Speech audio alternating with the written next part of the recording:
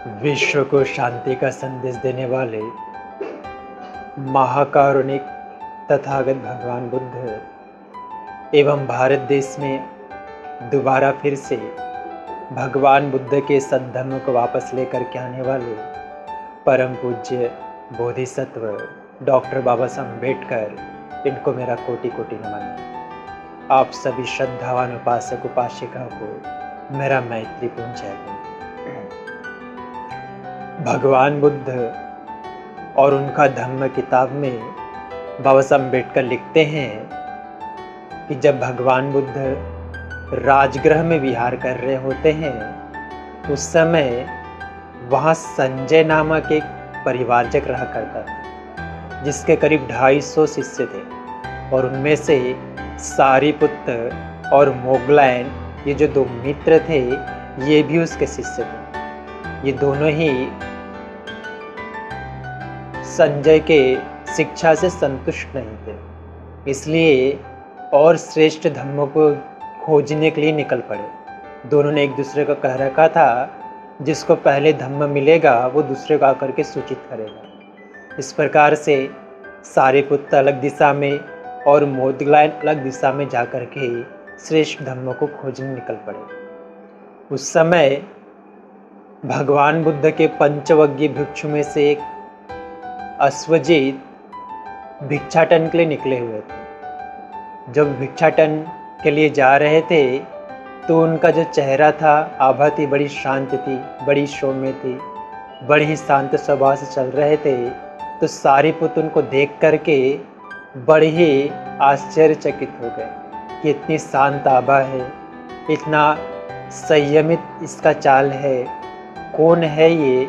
बात करना चाहते थे मगर देखते हैं कि अभी भिक्षाटन का समय है, इसलिए उनके पीछे पीछे चलने लगते हैं। अश्वजीत भंते भिक्षा पात्र में भिक्षा लेकर के एक वृक्ष के नीचे जाकर के बैठते हैं और वहाँ भिक्षा ग्रहण करते हैं। ग्रहण करने के बाद में जब वो पूरी तरह से संतुष्ट हो जाते हैं भोजन करने के बाद में, तब सारिपुत्र उनके पास में जाकर के कहते हैं कि आपके चेहरे में जो शांति दिख रही है, इसका क्या कारण है?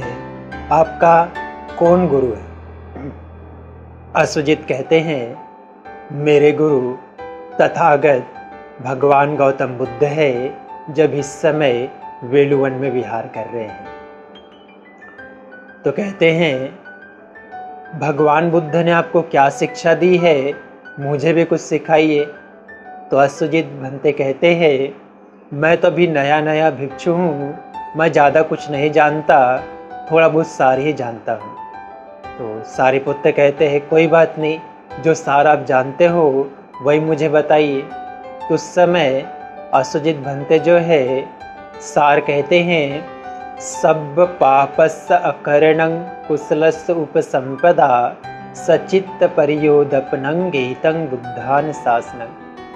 सब प्रकार के पापों को ना करना, सब प्रकार के अच्छे कर्मों का, कुशल कर्मों का संचय करना और अपने मन को शुद्ध रखना, परिशुद्ध करना, यही बुद्ध की शिक्षा है। जब इस सार को सारिपुत्र सुनते हैं तो सुनते ही बड़ी प्रसन्न हो जाते हैं और श्रोतापन्न की अवस्था को प्राप्त होते हैं। बड़ी खुश होने के बाद में सारिपुत्र जो है मोगलायन से मिलने के लिए जाते हैं, क्योंकि दोनों ने वचन दे रखा था कि जिसको पहले धम्म श्रेष्ठ मिल जाएगा वो दूसरे को आकर के सूचित करेगा। तो जाकर के मोगलायन से मिलते हैं तो मोगलायन देखते हैं कि सारिपुत्र बड़े ही प्रसन्न नजर आ रहे हैं। उनकी प्रसन्नता का क्या कारण है?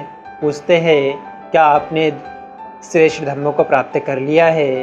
तो सारिपुत्र कहते हैं, हाँ मोगलायन, मैंने भी श्रेष्ठ धम्मों को प्राप्त कर लिया है। तो कहते हैं, कौन गुरु है?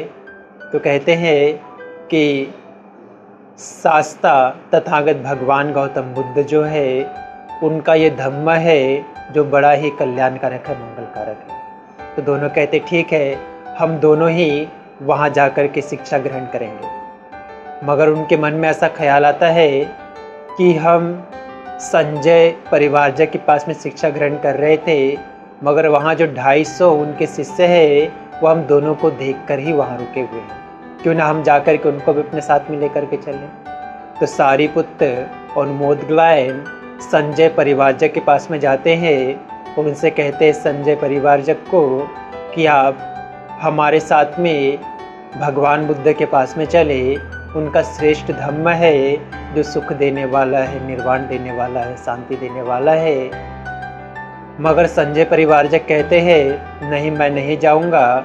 और सारिपुत्र मोदगलायन को कहते हैं कि आप दोनों भी मत जाइए, हम तीनों मिल कर के यहाँ संघ का संचालन करेंगे और इन 250 परिवारजक को शिक्षा देंगे। मगर सारिपुत्र मोदगलायन कहते हैं, बार बार रिक्वेस्ट करते संजय से, मगर संजय नहीं मानता।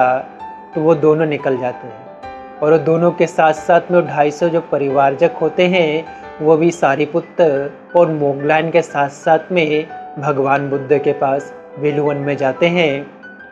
जब दूर से ही देखते हैं भगवान बुद्ध कि सारिपुत्र और मोदगलायन अपने 250 परिवारजों के साथ में आ रहे हैं, तो आनंद को संबोधित करते हुए तो उस समय वो कहते हैं कि ये जो दोनों आ रहे हैं सारिपुत्र और मोदगलायन, ये दोनों ही मेरे धम्म के अग्र शावक बनेंगे, अर्थात श्रेष्ठ शावक बनेंगे, सबसे श्रेष्ठ शावक बनेंगे। और आने के बाद में दोनों ही सारिपुत्र और मोदगलायन भगवान बुद्ध के चरणों में 3 बार अभिवादन करते हैं और शिष्य स्वीकार करने के लिए प्रार्थना निवेदन करते हैं और भगवान बुद्ध अपने संग में उनको शामिल कर लेते हैं। और जल्दी ही सारिपुत्र मोदगलायन भगवान की शिक्षा का अनुसरण करते हुए निर्वाण का साक्षात्कार कर लेते हैं। निर्वाण जो है जीते जी प्राप्त किया जाता है, उसका साक्षात्कार कर लेते हैं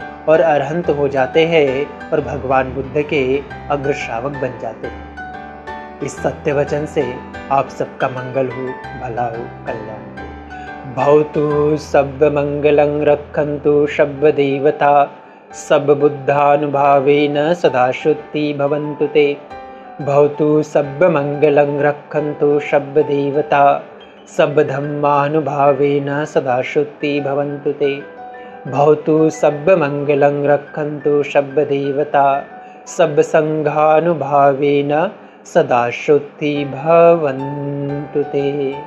साधु साधु साधु।